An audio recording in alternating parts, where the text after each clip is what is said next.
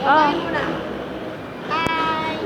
Good morning, sir. This time Kami ang group 2. we are going to disassemble the CPU unit for our task in troubleshooting. First, here. You lapit Huwag na ka na tayo. mag-English. Ouch. Amazing, Amazing. Una, Oh. tatanggalin muna natin yung Wi-Fi we call this Okay. CPU. So, first is don't panic. So, we are not going to be panic here. So, yun na-remove na natin siya sa screw. We Nasa are screw? screwdriver. It is a Phillips screw. So, ayun na. So, tatanggalin na natin siya. Para ma-remove natin yung iba. So, kailangan natin siyang tatanggalin. So, Eto. mabigat, sir. So, ito na siya. Ito ang power supply. Ito ang, dito nagagaling ang main source ng electricity. Okay? Okay. So ngayon, bubunutin na natin ang EDR connector or para siya yung float yung, ito po yun siya, nakakonect sa floppy disk tsaka doon sa isang connector basta dito sa motherboard. Later we'll explain it. Ano yan? Ano to? Explain mo na yun. Ayan. What's that, Chona? This time we are going to CPU. bunutize this CPU. Bonutize. Okay. So ito na siya. Ano yan? Ito ang Umiikot yan. heatsink. Umiikot. Oh, umiikot. Umiikot. Ano to? Same. Ito yung CPU. Ito ay... Wait. It prevents the heat from the CPU, the heat sink fan. CPU fan with heat sink. Oo, ito yun. Tsaka, ayun yung sa likod yung CPU nila. Ito. Yan. CPU. Ito yung CPU. And this Ito. CPU. Yan. this time Okay. we are going to remove this, ano na hard CD-ROM drive. CD-ROM drive and Okay, Ito na siya. Chona. Tinatanggal mo dito yan, na lang Chona. mas madali kasi dito siya tatanggal sa labas. Oo, palabas. Okay. Hindi pa loob. So, dito inilagay yung CD dito Okay. sa CD-ROM. Pag mag-burn, palagay naman dyan kung pwede siya sa burn. Yan o, rewritable, recordable. Pwede tayong mag-burn dito. Dito, ini-insert yung mga CD, DVD natin kung gusto natin dito natin i-save. Okay? This time, we are going to remove the hard disk drive. This one. Yung ano screw. Lagay ko muna. So, this is our hard disk drive. Hard disk. Ito ang ating hard disk drive. Dito natin ini-insert yung mga hard disk natin. So, para hindi tayo mahirapan dito sa ating floppy disk, i-remove muna natin yung dalawa nating memory card. Para tong memory card dito, para sa computer, hindi yung sa cellphone. So, mas malaki talaga siya sa cellphone. Ito po yung DDR, tsaka SIM. Ano to? DDR yung isa. DDR, ito yung SDR. Oo. DDR means double dynamic, double dynamic, double dynamic, Ewan. joke lang. Yung at lang. This time is our floppy disk. Okay. Floppy disk. Dito natin ini-insert ang ating diskette. So, dito na po kami natapos na namin yung mga Ito na yung sabi mong madali, sir. So, this time we are going to remove our motherboard. Ayun yung pinakamadali. Yung fatherboard, wala pa. So, nakikita nyo na wala na yung power supply kasi nakuha na nga siya. So, this time naiiwan na lang dito yung CPU socket. Dito muna tayo Ito, sa ito yung back back panel connectors. Ito yung mga port, yung mga kailangan nating i-connect tulad ng mga display ports, audio ports, USB ports, Ethernet ports. Ito po yung Ethernet ports. Ito po yung ports. Ito yung parallel ports. Ito yung sa mga, ano, mouse mga and keyboards. Tsaka ito yung sa USB ports. So, kompleto yun ha. Walang Pakita kulang ko. yun ha. Sunod dance. Number 2, ito.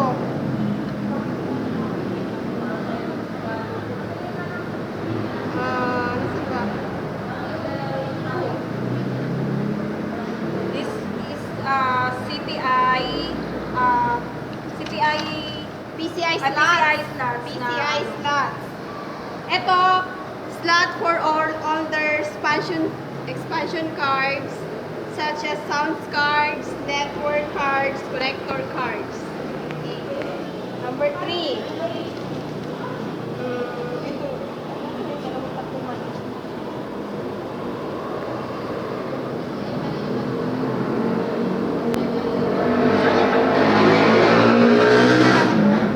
Number basta muna natin ano, pares lang yun eh. Ito yung PCI Express 16 slot.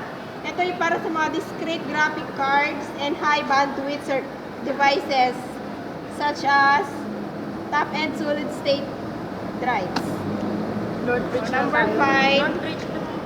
Northbridge. Ito po yung Northbridge.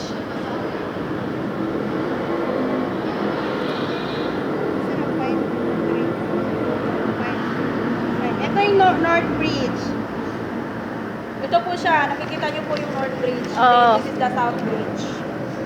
Northbridge. North Bridge, ito yung chipset that allows the CPU to communicate with the RAM and graphic card. Oh. Number South 6, Bridge. ito na yung CPU socket. Yan, dyan natin in-insert yung CPU natin. Yung brain ng ating computer. ATX power connector. Number 7, ito. Ito, basta dito banda. Ito yun, dito kinoconnect natin yung 4-pin power cable ng ating power supply para mag-supply siya ng power dun sa ating CPU. Oh. This Number one. 8. Number 8. Saan ba yan?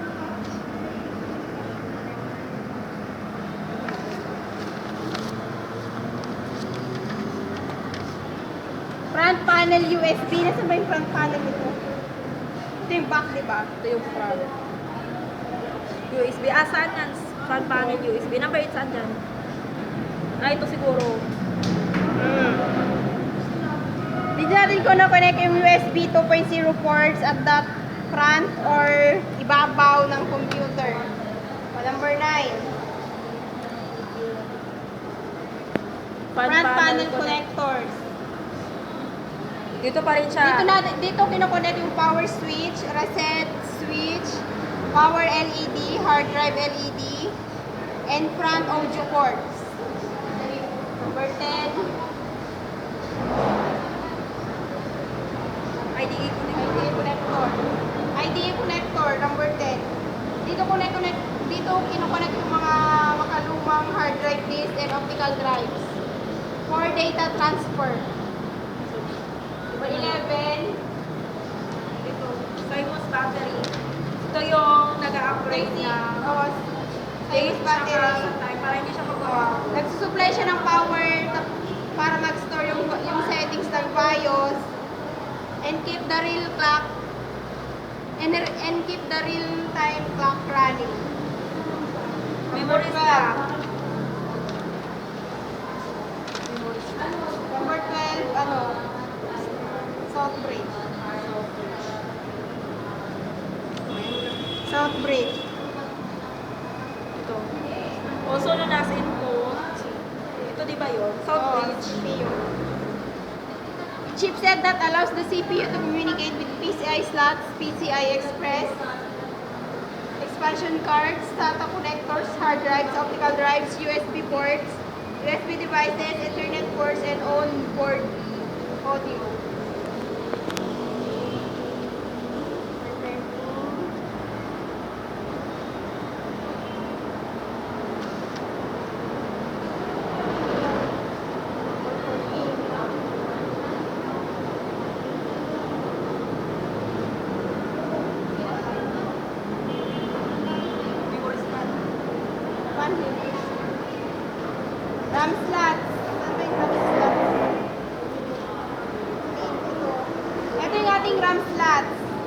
dito, yung mga tinanggal natin, ito. Dito sila nakasakto. O, dyan natin nilalagay. Or memories natin yung tawag. Dito na lang ano natin yung pan. Pan. Hindi pala wala na lang pan. Kaya lang meron pa. Dito sa yung maliit nila puti. ATX power connector. Connects to the 24-pin ATX power cable of a power supply unit which supplies power to the motherboard. O, yan. Ito siya. Ito pala yung front panel USB. Oo, ito. Yung kaninang binanggit ko, sir, ha? Yung ATX. Ito pala yung CPU pa, no? Ito. EGP pala to. GP. PCI. Tapos, number 17. SATA connector. Ha? SATA? Saan nakalagay lang ba?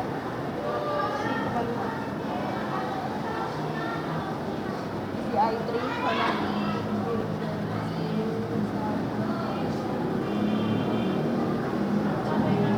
O, tingnan na natin yung ano, power reset button, power and reset button. Saan yun? Yung power and reset button. Tapos yung pinakauli yung power and reset button. On-board button, on and off. Dito din natin nire-reboot yung ating computer.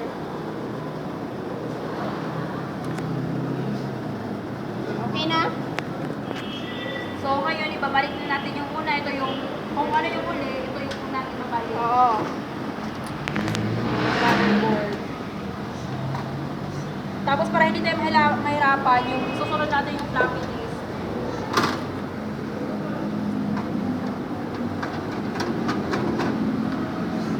Then, isusunod natin yung hard disk.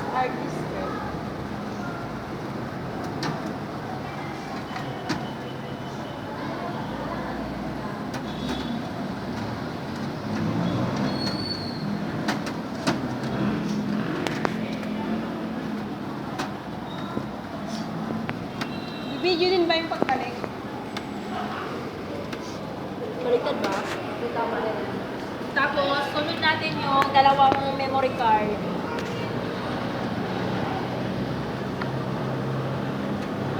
Ayusin mo. Hindi na ayos.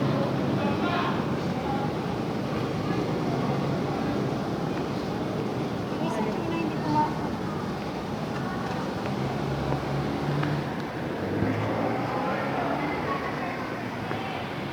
Ano ba nasa'yo? Tapos, yung CPU.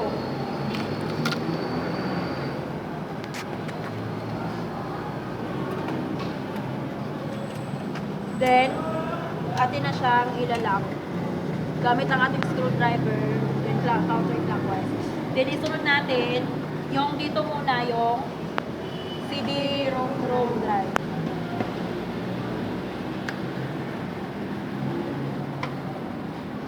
Ha?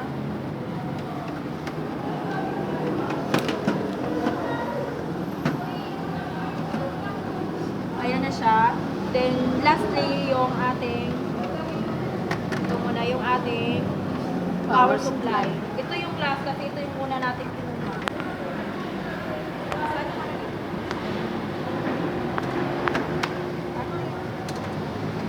Harap yung saksakan. Harap mo. Ito. Oh, yung saksak. Ito sa harap. Oh, sa harap yung saksakan. Yan. Nasaksakan yan.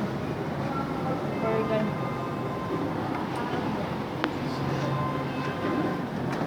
Ah, pag ano.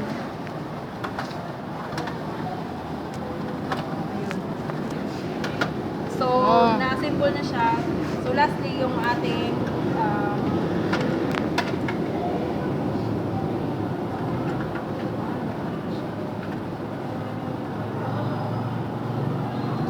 tapos ito na yung sunod. Yun lang.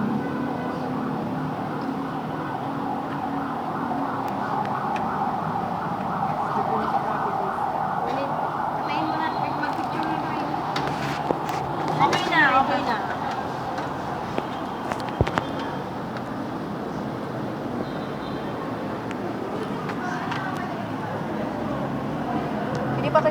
mo ganito. Yung dalawa. Basta yun yun, di ba? Dito yun. Oo.